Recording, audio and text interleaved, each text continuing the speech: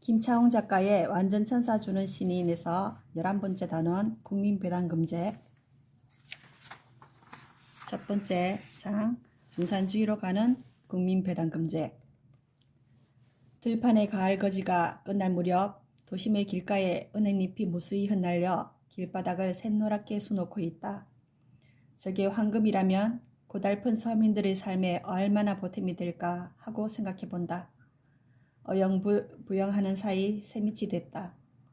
지난 날을 상기해 보지만 시국은 도통 나아진 게 없고 안보 불안에다 정치와 경제가 바닥권을 헤매고 있어 마음이 마냥 착잡하다. 텔레비전을 잘 보지 않는 것도 그런 이유에서다. 그 사이 유튜브가 자리를 메웠고 그 중에서도 깊은 감명을 주고 있는 본자 허경영의 것은 빼놓지 않고 시청한다. 시간이 거듭될수록 그의 강연이 점입가경이다. 아무리 초능력자라 하지만 어떻게 그다지도 거침이 없을까? 그의 천부적인 강연을 들으면 재밌고 지겹지가 않다. 내가 그에게 매료된 것은 그의 꿈과 비전을 봤기 때문이다. 각박한 세상에 국민에게 희망을 안겨준다는 것은 쉽지가 않다. 그가 내놓은 3.3 정책이 요즘 들어 유튜브와 인터넷을 달구고 있다. 그의 정책은 가뭄의 단비와 같은 제도여서 국민적 관심을 끌기에 충분하다. 2016년 9월 28일 한국저작권위원회에 등록된 3.3 정책은 약 30년 전부터 구상된 것으로서 역사적으로 보더라도 역대 어떤 정책보다 월등하다.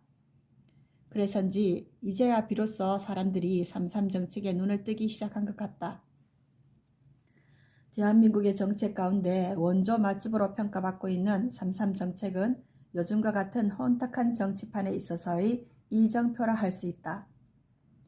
정부 수립 이후 많은 정책이 쏟아져 나왔지만 정말 정책다운 정책을 보지 못했다.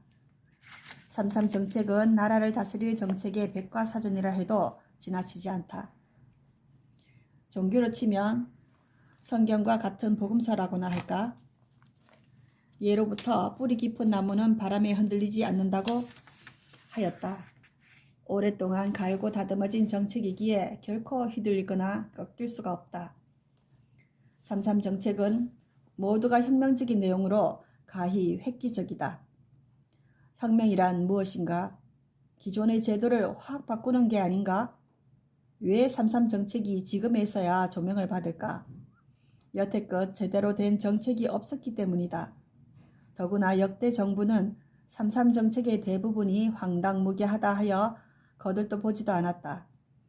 많은 정치인이 나섰음에도 그냥 지나쳤고 저마다 실현성이 없거나 시기상조라고 입방아를 찧어대며 일축했다.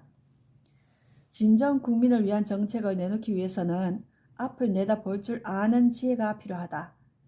3.3 정책은 진작부터 도입됐어야 했다. 정책은 타이밍이 중요하다. 3.3 정책이 지금에서야 먹혀들고 있는 것은 그만큼 정치와 경제가 어려움에 처해 있다는 반증이 아닐까? 3.3 정책은 저 유명한 적벽대전에서 보듯 제갈량의 기도 끝에 불어닥친 동남풍에 비견된다.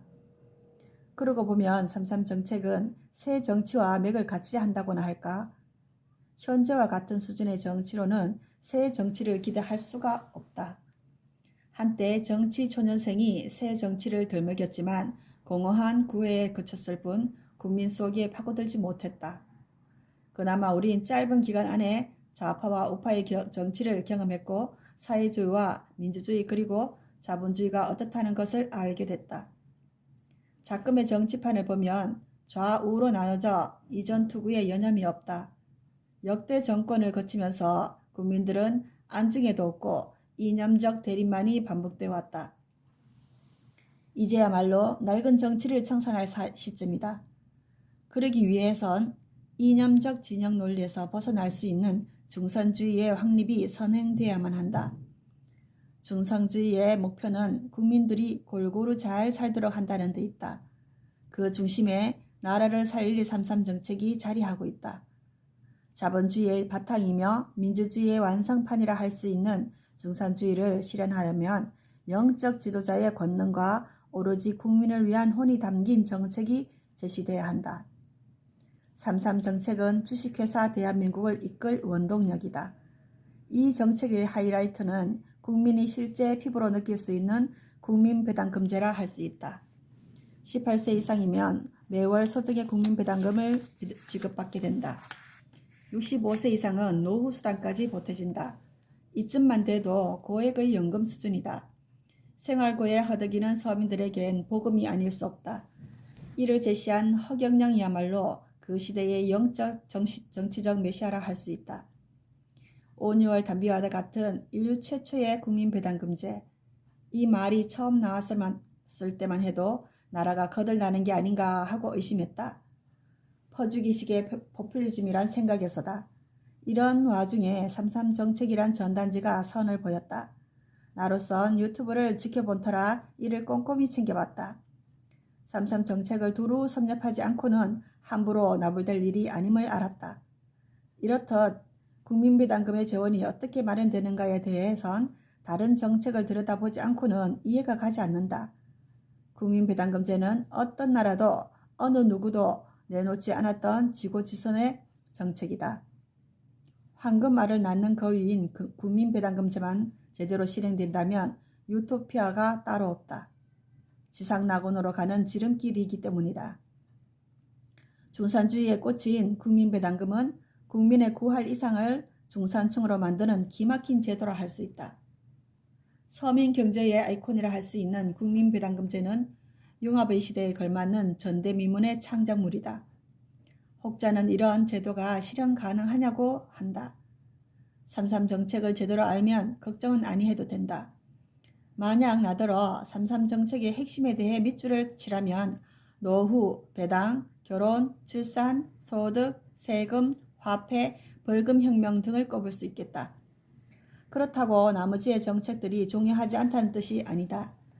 국민들에게 당장 필요한 건 삶의 질을 높일 수 있는 국민배당금제이다. 이 제도만 제대로 실현된다면 빈부격차가 씻은 듯 사라지고 살기 좋은 세상이 되면 불문가지가 아닐까? 삼삼 정책이 지난 총선 때 전 국민들에게 제시됐으니 하는 말이지만 이 정책이 국가혁명당의 구호로서 끝날 일은 아니다. 지금은 코로나로 인한 경제적인 손실에다 가계부채의 증가 및 저출생 등으로 인해 국가적으로 어려움이 너무 많다.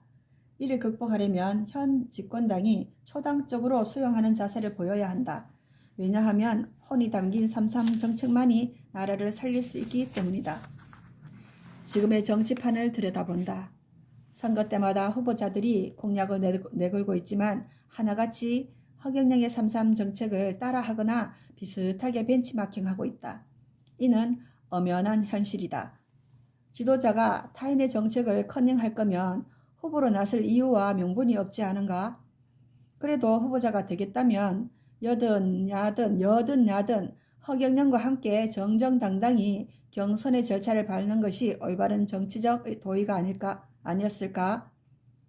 여기까지 완전 천사 주는 신인에서 11번째 단원 첫 번째 중산주의로 가는 국민배당금제였습니다.